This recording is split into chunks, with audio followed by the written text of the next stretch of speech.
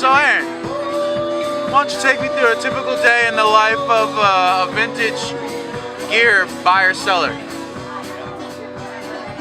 I rise early in the morning, I go downstairs, let my doggies out, make myself a cup of coffee, get on the computer, Craigslist, check other websites, Craigslist, other websites, Craigslist.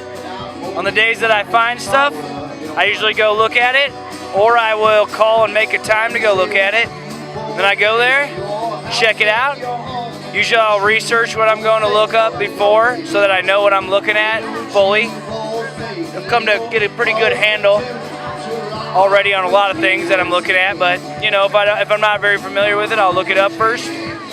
Go check it out. If we can wheel a deal, we wheel the deal. If not, I go home. Now, word around the campfire is you're really good at haggling and working in that right price that's good for you and seemingly good for them. Can you tell me more about, how difficult it is or the trials and tribulations that go along with getting the real price you should for what you're buying and selling?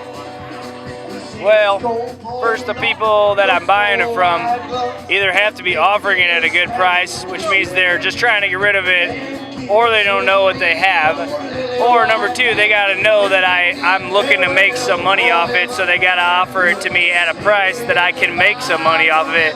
It's really cool because most people don't care. They're just offering, they just want to get rid of their stuff. They don't care what it's worth. They don't care what you can get for it on the internet. They just want you to take it and give them money and you can go do the work and make money off it. And then I do have a decent amount of people that know that I'm looking to make money, so they'll call me up and offer me stuff for prices that they know I can make a buck off it too. And that's really awesome. That's really what it's all about, is maintaining relationships with people who like to do that kind of stuff and like to talk about that stuff. And then just working with each other to get what we want and get what we like and collect and then pass it on. Now, as far as the type of gear you like to buy, how much of the time are you buying gear that you are completely into and love and would probably keep if you weren't looking to sell it, and how much of the time are you looking to flip it because you can make some money or you just want to stack some cash? Well, most of the time I buy gear that I really would like anyway, that I know, because I really only like stuff that's kind of classic or has a good look to it or is name brand, and that's the stuff that's easy to flip. I don't really buy much just because I'm like, oh, I could make $25 off it. I mean, I would buy something that I know I can make a lot of, even if I don't necessarily like or want the thing, but I'll buy something that I don't care for at all if it's just for a ridiculously good price that I know I can flip immediately. But I mean, as soon as if I get something for a good price, then I like it. So it doesn't really matter what it is. Yeah. Well, why don't you take us through,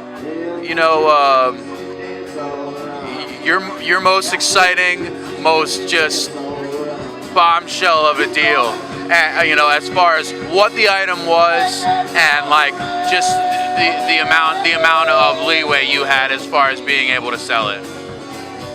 Well, I think my best example of that would not necessarily be the one that I made the most money off of or anything, but I went to an estate sale one time for the guy from I Love Lucy, Desi Arnaz. His son was having a big, or no, it wasn't his son, it was Desi Arnaz's old gardener, because Desi Arnaz lived down in Wolf Creek and his gardener had died. They had this big estate sale for him, and Desi Arnaz had given him this 9-piece Ludwig Vistalite drum set, which is basically, they're just made out of acrylic, so they're completely clear, just a clear drum set. He'd given him 9 drums in the set, all the stands, all the cymbals, everything. And I show up and this thing is untouched. It's like a piece of musical history that is brand new. There's not a ding on it, a scratch, a nick, anywhere. It's flawless. And those drums crack really easy, so when you see old ones, they're usually pretty tore up. This was like a museum showpiece, and I got it for an incredible deal. And aside from the deal and making a lot of money off it, it was really cool just to have it in my house.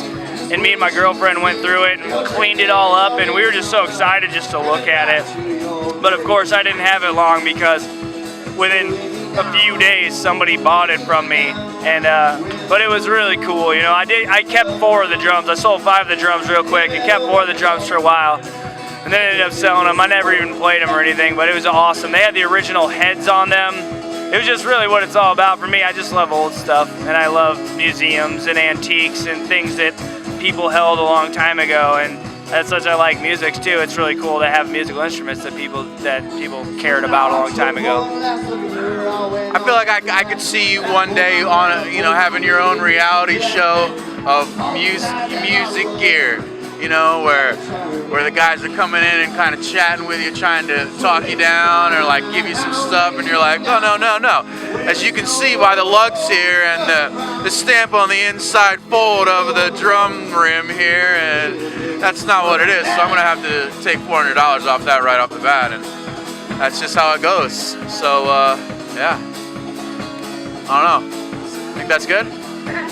Right on. If anybody out there wants to produce that reality show, I'm game.